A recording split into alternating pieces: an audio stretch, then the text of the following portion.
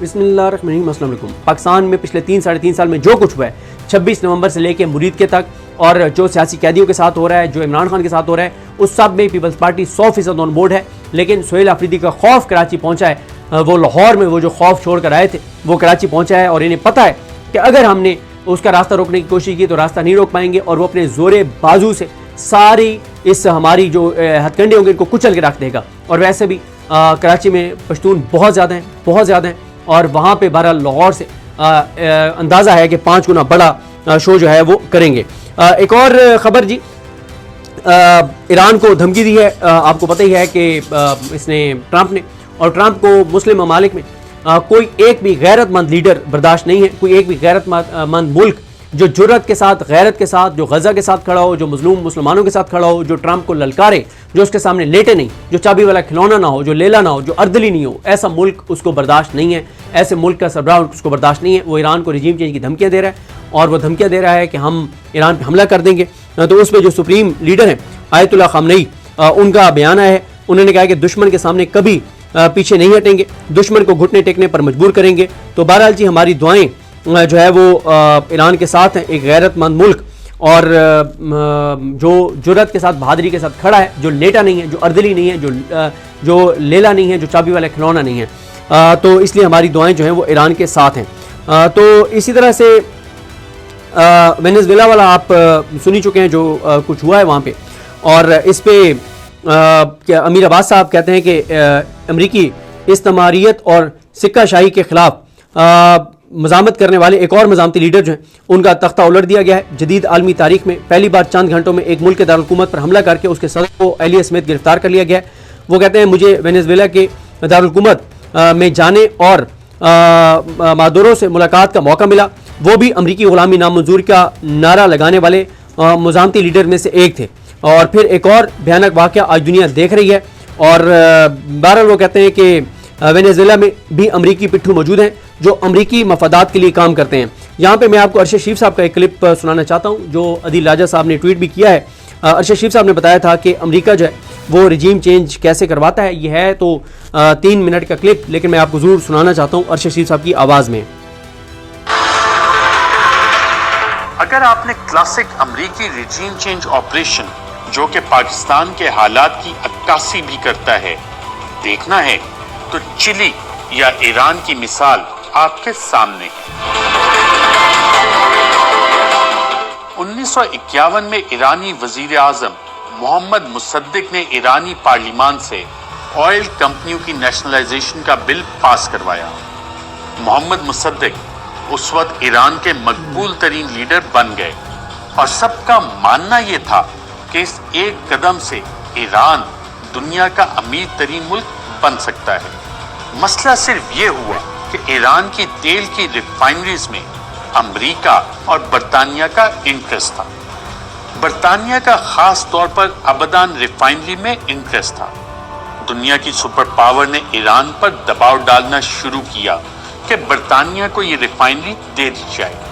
اس سلسلے میں شاہ of Iran سے بھی ملاقاتیں کی گئی، مختلف طریقے اپنائے گئے، مگر جب گھی سیدھی انگلی سے نہیں نکلا تو پھر بنا رجیم چینج کا منصوبہ کہ تیل تو ہم لے کر رہیں گے، چاہے اس کے لیے ایران کے مقبول ترین لیڈر کو ہی گرانا کیوں نہ پڑے۔ امریکہ اور برطانیہ نے ایرانی تیل کی خریداری پر پابندیاں عائد کر دی۔ برطانیہ کی جانب سے ایران پر عالمی عدالت میں کیس بھی کر دیا گیا۔ ایران نے امریکہ سے تعلقات ٹھیک کرنے کی کوشش کی، مگر اس وقت برطانیہ نہیں مانا۔ 1953 میں ایران میں الیکشن ہونا تھا، اور مصدق اس وقت کا پاپولر ترین لیڈر تھا جو کہ ایک شفاف الیکشن کی صورت میں جیت جاتا، مگر ان 2 سالوں میں برطانیہ نے اپنے ایجنٹس کے ذریعے مصدق کے امیدوار ہی خرید لیے تھے۔ برطانیہ نے ایران میں اپنے سفارتکار رابرٹ زہنر، جو کہ دراصل MI6 کا ایجنٹ تھا اور سفارتکاری کے بھیس میں ایران میں موجود تھا، اس کے ذریعے 15 لاکھ پاؤنڈ خرچ کر کے مصدق کے امیدوار خریدے۔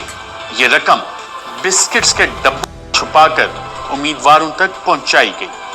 یہ تمام کام اس امید پر کیا گیا کہ اس طرح ان کے بندے ایرانی پارلیمان یا مجلس تک پہنچ جائیں گے اور وہ ووٹ کے ذریعے مصدق کو نکال باہر کریں گے۔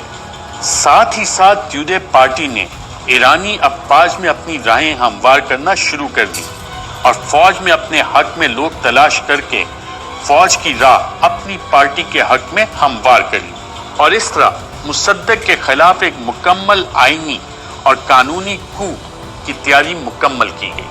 1953 میں ایرانی تیل پر پابندیوں کے اثرات سامنے تھے، مہنگائی ہو چکی تھی اور عوام بے چین۔ مصدق کے اوپر اسی کے کابینہ کے وزیر کے ذریعے حملہ کروایا گیا۔ اس کے بعد مصدق نے اپنے درجنوں سیاسی مخالفین کو جیل میں ڈلوا دیا۔ CIA کی جانب سے شاہ آف ایران کو اشارہ کیا گیا کہ کو کی تیاری کرو اور پھر آپریشن ایجیکس شروع ہوا۔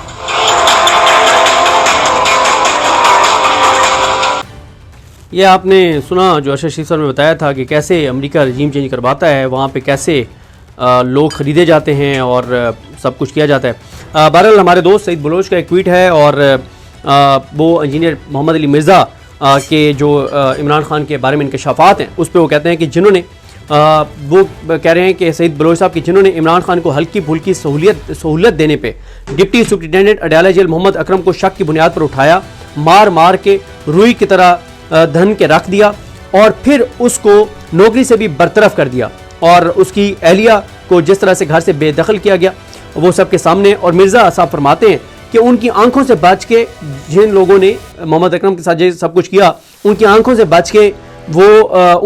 بچ کے عمران خان مختلف لوگوں سے وہاں پہ باتیں کرتے تھے۔ اچھا، سہیل آفریدی صاحب کے دورہ کراچی کے حوالے سے صالح ظافر کی ایک خبر، وہ کہتے ہیں کہ وزیر اعلیٰ کے پی آئندہ جمعے کراچی کے پہلے دورے پر آئیں گے، وہ پٹھان آبادیوں والے علاقے میں جائیں گے۔ یہ اپنا ان کا ایک پورا ایک فوکس ہے اس طرح کی لائن کے اوپر، وہ پٹھان آبادیوں والے علاقے میں جائیں گے اور پہیہ جام و عام ہڑتال کے لیے راہ ہموار کریں گے۔ حیدرآباد اور سکھر کے دورے کا بھی امکان ہے۔ پی ٹی آئی کے شدت پسند ان کے ساتھ ہوں گے۔ پی ٹی آئی کے شدت پسند، یہ عظم بخاری والی لائن ہے پشتونوں کے بارے میں۔ شدت پسند، پی ٹی آئی کی شدت پسند ان کے ساتھ ہوں گے اور اسی طرح سے ان کے ساتھ کابینہ کے وہ 6 ارکان ہمراہ ہوں گے جن میں لاہور میں بد زبانی کا مظاہرہ کرنے والے 2 وزراء بھی شامل ہیں جنہیں سنجیدہ حلقے بد دستور ہدف تنقید بنا رہے ہیں۔